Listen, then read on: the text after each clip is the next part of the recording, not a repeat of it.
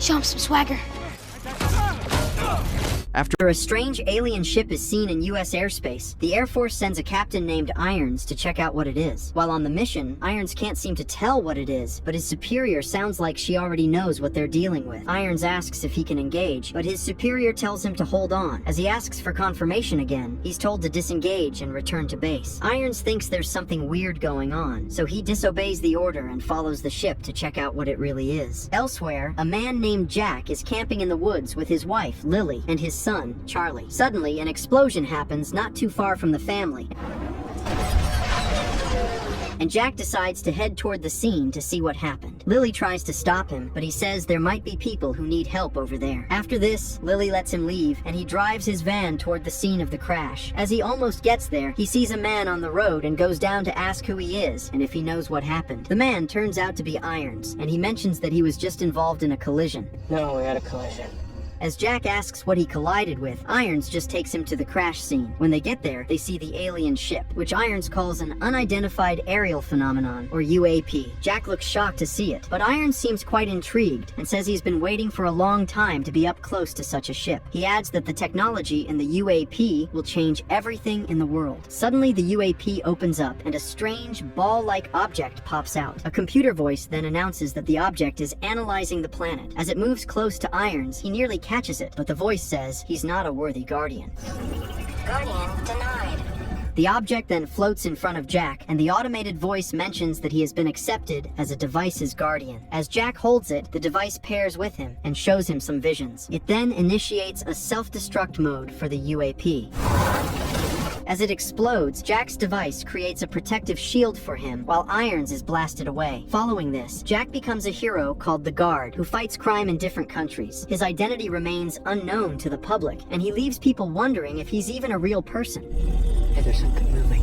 Meanwhile, Irons starts a podcast in which he talks about the Guard's powers. In one of his episodes, he mentions that the Guard is using alien technology, and he knows how to track the power source, but he needs some resources, which he hopes a man named Argon can help him with. 10 years later, Charlie is now in high school, and he also appears to be a huge fan of the Guard. During a class presentation on energy sources, Charlie decides to talk about the source of the Guard's powers, but his friend, Burger, thinks it's a bad idea. She used to go here. Despite this, Charlie goes through with his presentation, and while he's at it, a girl named Maya walks into the class, and he looks shocked to see her. The teacher then mentions that Maya is a new transfer student from Turkey. It then turns out that Charlie and his classmates know her because she's an old student who left the school a while ago. After the class ends, Charlie and Burger head to the school field for a baseball game. As they're walking to the bench, Burger's parents cheer loudly for him, but he thinks they're being weird. Charlie then says it's good that they can at least show up to his games, unlike his dad, who is always at a never-ending IT conference. After they get to the bench, Charlie asks Burger if he has asked a girl named Lizzie to be his date for the upcoming school dance. Burger says he's waiting until the last minute because it's what girls love. Almost immediately, Burger's brother, Big Mac, comes over to the bench and tells Burger that their mom wants him to have his fan. Meanwhile, Lizzie sits with Maya at the game and records a video to talk about how she's excited that her best friend from a few years ago has returned to her school. Okay, well, what are your interests? Shortly after, the coach subs Charlie into the game as a pitcher who will go up against a boy named Forrest, who happens to be popular as a bully. As Charlie throws the ball, Forrest bats it back to him, and he falls immediately. Later that day, when he gets home, Charlie sees Lily watching the news about the Guard. Charlie asks if the story is about another Guard sighting, and Lily says it is. Another guard safe? She then asks if he has packed his things and is ready to leave for his dad's place. Charlie says he knows his dad will eventually call to cancel, and coincidentally, Lily gets a call from Jack. It turns out that after Jack became the Guard, he got too busy fighting crime and barely had time for his family. Lily got a divorce because of this, but she still lets Charlie visit Jack, even though he's barely around. As Lily talks to Jack, Charlie continues to watch the news and sees Argon being interviewed. Argon is the CEO of a defense contractor that has been experiencing losses since the Guard started fighting crime around the world. The reporter asks if he thinks the defense industry will survive if the Guard continues being useful. That's not true. But Argon mentions that everyone needs to be concerned about the consequences of when the superhero has a bad day. As Lily continues talking to Jack, he says he might have to postpone Charlie's visit, but she tells him that he can't do that because his son has been looking forward to it. Jack eventually agrees to let Charlie come over, and the call ends. Bet he doesn't even remember my birthday. Shortly after, Lily drops Charlie off at Jack's place, but he just walks in and ignores his dad. After he enters the house, Jack says sorry to Charlie for missing his game. Charlie initially seems angry at him, but as Jack gives him a Nintendo Switch, he looks happy and accepts it. Shortly after, while they're playing a baseball game together, Jack says it doesn't have a feature that will allow him to use a hidden ball trick, or HBT. Charlie doesn't know what he's talking about, and Jack says it's a trick that involves pretending to throw the ball. Jack then gets a call and leaves the room to answer it. Hurry up! When he returns, he says he has an emergency at work, and Charlie asks why he can't just cancel it. Jack says it's important, and Charlie asks if it's more important than him. Jack looks disappointed to hear this, but he mentions that when he's back in a couple of days, he'll explain some things to Charlie so that he'll understand what's going on. Charlie says he understands it perfectly because Jack is a crappy dad. Jack doesn't know what else to say, and he asks if Charlie will call Lily to pick him up from the house. Charlie says he will, and he calls her immediately to inform her that Jack is already leaving for work. After the call ends, Charlie says she'll be there in 10 minutes. I'm not a baby anymore, Dad. And Jack leaves him at the house. It then turns out that Charlie actually called Burger instead of Lily because he doesn't want to go home yet. Following this, Burger agrees to come to Jack's house so that he and Charlie can spend time playing games. Shortly after, Burger arrives at the house, but he brings Lizzie and Maya along with him. Charlie is shocked by this, and after he invites them inside, he draws Burger to the side to ask why he came with the girls. What the hell? Burger says he didn't want them to be alone, but Charlie thinks it's a bad idea to invite Maya to the house because he believes she hates him. He adds that he's the reason she had to change schools, but Burger thinks Maya wouldn't have come to the house if she hated him. He also mentions that Charlie needs to build up the courage to ask Maya out to the dance. Charlie doesn't think it's a good idea, but he still goes to meet her while she's looking at the things in his dad's office. As she sees a picture of Charlie and his dad, she asks if his birthday is the next day, and he looks shocked and asks if she remembers it. You remember my birthday? Maya says the date is written on the picture, and Charlie mentions that he doesn't really like to make a big deal out of his birthdays because they're usually disappointing. As he then leans on his dad's desk, he tries to apologize for what he did to Maya when they were in 5th grade. In the process, he unintentionally moves a Newton's cradle and unlocks the door to a secret entrance. As Maya and Charlie see this, they look shocked and wonder what's inside there. Burger and Lizzie also enter the office, and they believe that Jack is probably a freak. Almost immediately, Lizzie starts typing different combinations to unlock the door, and she says it's just like an escape room, which usually requires looking around the room for clues. What's happening? After trying a few numbers, Charlie's date of birth is used to unlock the door, and an elevator appears behind it. Even though they don't know what to expect, they enter the elevator, which leads them to a really big underground room with several gadgets and fun things. As the lights come on, a computer voice mentions that the headquarters has been activated. The kids don't know what this means, and as they walk around, Maya asks how Jack could have built such a place under the ground. This is the tightest. After a while, they eventually see some mission archives, and Charlie realizes that they're in the guard's secret headquarters. His friends believe his dad is the guard, but Charlie says that Jack probably works for the superhero. Maya and the others believe he's in denial, and Charlie starts to wonder if Jack could really be the guard. Elsewhere, Irons is now working for Argon to track the guard's power source to find him. Interestingly, Jack has been really careful over the years, and Irons has been unable to track him. After another failed attempt to find the guard, Argon visits Irons' office and says he's ready to shut down the operation. Irons believes he can still find the guard, but Argon insists that he can't keep wasting his company's resources. All right, you got till the end of the week to shut this down. Before he leaves, he tells Irons and his crew that they have until the end of the week to shut down the operation. Elsewhere, Charlie and his friends see a large 3D printer inside the secret headquarters. They then realize that the machine was used to build some parts of the secret room. The kids are intrigued by it, and as they try it out to see what it can do, they print different gadgets and take one each. Burger selects an object that works like a magnet, and he calls it a magnetic wand. Looks like a magic wand.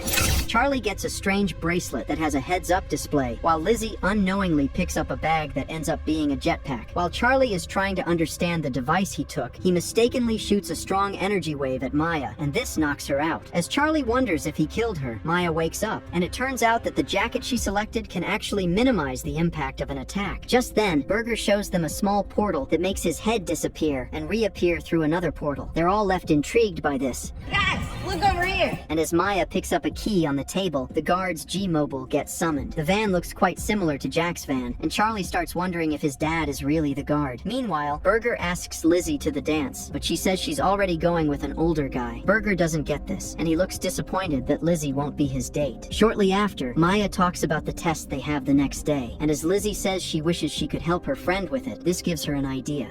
You ready to chop down the square?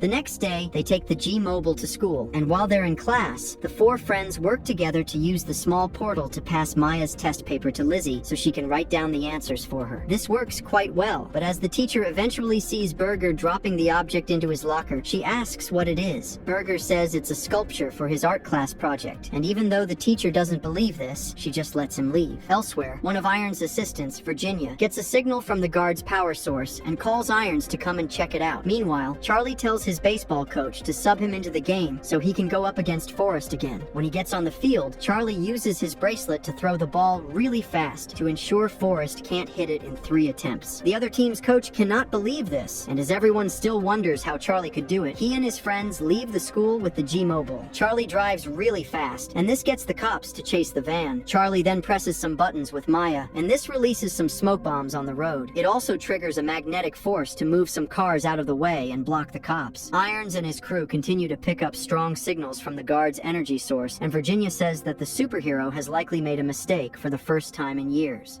You must have made a mistake. Irons looks happy about this, and as the G-Mobile arrives at Jack's house, he gets the location and tells Virginia and his other assistant, Hawaii, that they need to go there immediately. Meanwhile, Charlie gets a message from Jack saying he'll still be away for a few more days, and he only called to wish his son a happy birthday. Charlie doesn't seem interested in this, and as he enters the house, he sees his friends playing in the secret headquarters. Lizzie eventually goes upstairs to make a phone call, and Charlie then goes to meet Maya. She says it must be weird for him to just be finding out about his dad's real job, and Charlie says he's disappointed because it's almost like they don't know each other. Meanwhile, Irons arrives at the house with Hawaii and Virginia, as well as 2 other guys, Wisconsin and Jersey. Irons notices that the energy source is coming from inside the house, Signal's coming from inside. so they break in to find it. Elsewhere, Charlie says he doesn't understand why his dad didn't tell him about being the guard. As he asks if he's really that untrustable, Maya says he surely wasn't to be trusted in 5th grade. Charlie can't believe she remembered what he did, and it turns out that when they were in 5th grade, he lied to the entire class that Maya had bad breath, and this made her feel embarrassed. Charlie says sorry for what he did, because he knows she left the country because of it. However, Maya sounds confused, and says she actually left the country because her mom was transferred to Turkey for work. Elsewhere, Hawaii finds the elevator and tells Irons about it. Irons then walks into the office, and as he sees a picture of Jack with his son, he says they're in the right place. Shortly after, they reach the secret headquarters, and as Maya and Charlie see them with guns, they quickly find a place to hide. After they find Burger, they tell him about the armed men, and he nearly freaks out. He then suggests waiting until Jack returns, but Charlie says that his dad won't be back for a few more days. Maya then remembers that Lizzie is upstairs, and it turns out that she's still speaking to the older guy. As Burger says they won't be able to go through the elevator to save Lizzie, Now,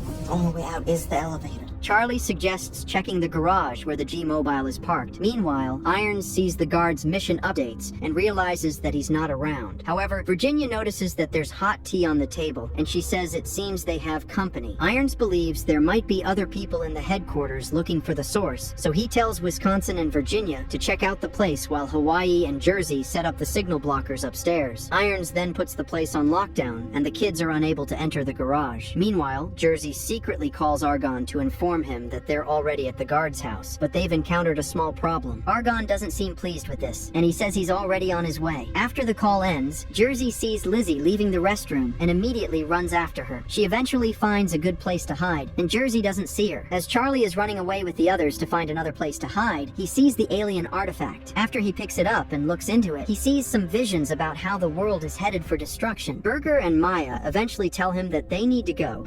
Come on. And he takes the object with him. Irons gets an alert that the power source has been removed, so he uses the headquarters speakers to warn the intruders to give it up because that's what he came for. He adds that if they don't release it, he'll have no choice but to attack them. The kids are scared by this, but they ignore the message. After a while, Argon arrives at the house and asks what's happening. Jersey says that the intruders are downstairs, but there's a kid hiding somewhere in the house. He adds that they might have to get their hands dirty, but Hawaii says he doesn't kill kids. Argon says they won't be killing any kids, but he asks Hawaii if he can kill adults. As he says he's used to that, Argon signals Jersey to kill him, and he does as he's told. Lizzie sees this from her hiding spot and realizes that the men are dangerous. As she tries to walk away, they hear her footsteps, and Jersey immediately points his gun at her. Lizzie then says her name and begs him not to kill her because she's just a kid. Suddenly, someone rings the doorbell, and Argon asks who it is. Lizzie then mentions that it's her date, and she can just tell him to leave. Who is the journal? It turns out that her date is actually Big Mac, and as she tries to tell him to call the cops, he gets dragged inside. As Argon then asks what they're doing at the house, he learns that the other intruders downstairs are also kids. He then goes to the headquarters to tell Irons that the intruders are kids, just like Lizzie and Big Mac. Elsewhere, Charlie, Berger, and Maya realize that the mercenaries want the object they found earlier. Charlie explains what he saw when he looked at it, but Berger says they need to give it to the bad guys so that they can leave safely. Charlie says he won't do that because the power source belongs to his dad. He adds that they can defend themselves, and Maya supports him. That's what I'm talking about. Before they come up with a plan, Argon uses the speakers to let them know that he already has Lizzie and Big Mac and will kill them if he doesn't get the power source. Charlie still refuses to give it up, and this causes a fight with Berger, who doesn't want his brother to be killed. Maya eventually separates them and says they need to work together, but Berger says he prefers to be on his own. Charlie and Maya then start picking up some of their gadgets, but they realize that Charlie's bracelet is low. As they wonder what they'll do, they eventually realize that the power source can charge it. Charging. While Argon is planting bombs inside the headquarters, he bumps into Berger. Despite looking scared, Berger manages to use his magnetic wand to knock out Argon and strap him to a chair. He then takes Argon to meet Charlie and Maya. Charlie and Berger then apologize to each other for fighting earlier. As Argon wakes up, he sees the kids and tells them that he's a good person. He adds that the power source is an alien artifact that he wants to use to make the world better. He also mentions that Jack was supposed to share it with the world, but he kept it for himself. Charlie falls for the story, I'm familiar with the feeling. and Argon says he'll let them go if he drops the power source. Elsewhere, Jack calls Lily while he's on a mission, and she complains about how he still hasn't told Charlie about being a superhero. Jack says he'll do that when he returns, and he tells Lily to give Charlie the phone so he can talk to him. Lily sounds confused because she believes Charlie is still at his place. Jack immediately checks the footage from his house and sees Charlie and his friends in the headquarters along with some mercenaries. Jack looks shocked by this, but he then turns back and heads home. He's right where you left him. Meanwhile, Charlie sends a message to Argon's men to meet him in the control room to get their boss in exchange for Lizzie and Big Mac. As they get there, Argon tells Irons to let Lizzie and Big Mac go. After he does this, Charlie keeps to his promise and hands over the power source to Argon. However, Argon tells his men to seize them again. Charlie can't believe he betrayed them, but he says it's just business. As Argon says they need to take the power source to his lab, Irons asks if he's still going to show it to the public. Argon says he will, but that he doesn't want to turn it over without proper analysis. Suddenly, Charlie starts counting down with his fingers, and after a while, Argon realizes that he's holding a fake object. The kids then try to run away, but Jersey throws a grenade at them. Luckily, they don't get injured from the blast, but Charlie loses the power source. As Jersey gets it and takes it to his boss, Argon tells the kids that playtime is over. Charlie and the others then stand together and prepare to attack the mercenaries. Just before Argon catches the power source, the kids attack him, and the artifact drops to the floor. After fighting the bad men for a while, Charlie gets the power source again, and Berger comes up against Jersey, who shoots at him. Luckily, Berger uses the small portal to defend himself, You shot at a kid. and the bullets hit his locker at school because that's where he kept the second one. Jersey still tries to punch him, but Berger uses the portal again. The janitor hears a strange sound from the locker, and he runs to call a teacher. Shortly after, Berger and the others start looking for an exit, but Charlie falls down just as he nearly bumps into Irons. Before he stands up, Irons tells him to drop the power source, but Charlie says he won't let them steal from his dad. I'm not gonna let you steal from my dad. Irons then asks if his dad told him that someone's face had to be blown up just for him to get his powers and become a hero. He adds that humanity was given a gift, but Jack kept it to himself. As he collects the power source from Charlie, Irons looks into it and sees the strange visions. Despite this, he takes Charlie down to meet Argon, who immediately asks for the power source. Irons refuses to give it up, and as Jersey asks what he'll do with the kids, Argon tells him to kill them. Get rid of him. Irons says that murder wasn't part of the plan, but Argon doesn't seem to care. He then gets his men to point a gun at Irons, and with this, Argon collects the power source. Before Jersey does anything to the kids, Berger uses his magnetic wand to drag the power source out of Argon's hand and throw it into the portal. As Argon tries to retrieve it from Berger's locker, Big Mac uses one of the devices to destroy the portal. Argon looks pissed, and as he asks where they sent the power source to, the kids stay silent. Almost immediately, Jack enters the headquarters and says he's just an IT guy who heard of a security breach. Argon asks Irons if Jack is the guard, Who the heck are you? but he doesn't say anything. Argon's men then stop Jack from coming any closer, and they ask what's inside his fanny pack. Jack says it's nothing, but as he opens it, he draws out his suit's glove and starts shooting at the mercenaries to send them into a void. During the fight, Jack stops to tell his son that he's the guard, but Charlie says he already knows. After he gets rid of Argon's men, Jack leads the kids out of the room and says he needs to find the power source. Charlie explains what happened and how they kept the object in a safe place. Jack says he needs it because his suit's power is low, and it's why he can only use his gloves to fight the bad guys. Before they leave, Argon appears in front of them wearing one of Jack's spare suits and attacks him. As Jack falls to the ground, Argon asks the kids for the power source and threatens to kill them, so Berger reveals where it is. Following this, Argon and Jersey enter the elevator with Berger. Before they reach the main house, Berger steals a grenade from Jersey. As they're about to get off the elevator, Argon tells Jersey to plant one inside, and he does just this. Before he leaves, though, Argon locks the door and blows him up while saying he doesn't want witnesses. Charlie and the others hear the explosion, and Jack asks what's really going on. Charlie then explains that Argon has planted bombs in the headquarters, and they'll go off in 5 minutes. As Charlie asks if there's another exit, Jack says there's an escape hatch above the gym.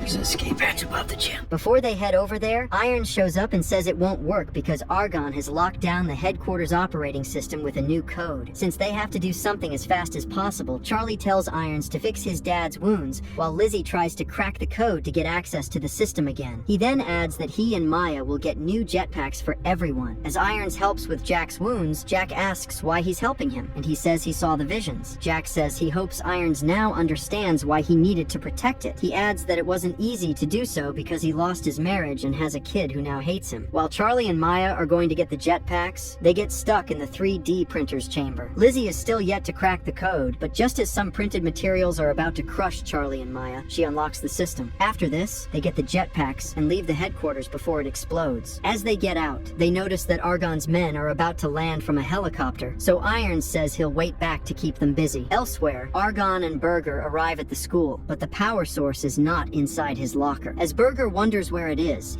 I don't know. Where is it? I don't know! his teacher shows up and asks who Argon is. He says he's Berger's uncle, and as she asks about his costume, he mentions that he's just a big fan of the guard. The teacher sees the blood on his head, but Argon says it's makeup. He then mentions that something is missing from Berger's locker. The teacher asks if it's his art project, and as he confirms this, she says that the janitor saw it glowing earlier. She then says she'll bring it for them from her office. On the way to the school, Jack complains about how the headquarters is gone after 10 years of hard work. Charlie says he's sorry, but that such a thing wouldn't have happened if his dad had told him he was a superhero. Jack says it wasn't easy, but Charlie doesn't believe this. He adds that he expected his dad to trust him, and Jack then tells him to ask anything he wants to know. Charlie asks why he and Lily got divorced, and Jack says it's complicated. He mentions that he didn't want to have to choose between being with his family or being a hero, but he didn't have a choice. After they arrive at the school, Jack tells the kids to stay inside the car while he goes to get the power source. Since he doesn't know his way around the school, Lizzie gives him her headphones, and he goes inside. Where do I go?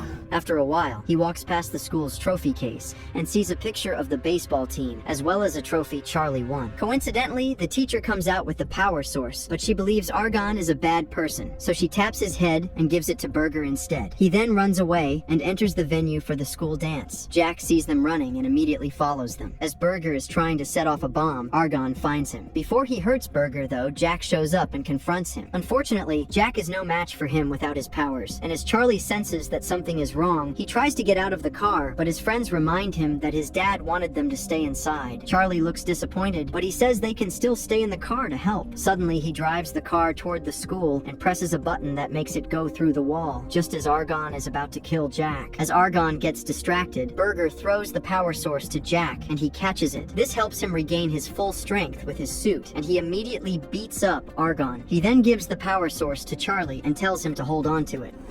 I trust you. Following this, Jack heads out to continue beating Argon, but he eventually escapes. Jack goes back to collect the power source, and as he says he lost Argon, he shows up behind him and threatens to kill Charlie. Jack begs him not to do it, but Argon asks for the power source. As Jack decides to give it up, Charlie advises him against it. He also tells his dad to use the HBT. This instantly gives Jack an idea, and as he pretends to throw the power source, Argon releases Charlie. Argon cannot believe he has been tricked, but as he still struggles to get it, Charlie throws the grenade on the power source, and Jack leaves it with him. This causes an explosion that gets Argon trapped in a void. The blast also appears to have hit Charlie, and he's now unconscious. Jack looks terrified, but Charlie eventually wakes up. Jack hugs his son, and says he's sorry for not always being there for him. His friends also join the hug, and Jack says he needs to call Lily. After she arrives at the school, she asks what happened, and Jack says he has already told Charlie about his powers. Charlie cannot believe his mom knew already, but she says they were waiting until he was older before they told him. As Lily says they can talk more when they get home, Charlie says there's something he has to do first. Following this, he goes to meet Maya and asks her to dance with him, and she agrees. Hey, Kincaid, I'll try not to breathe on you.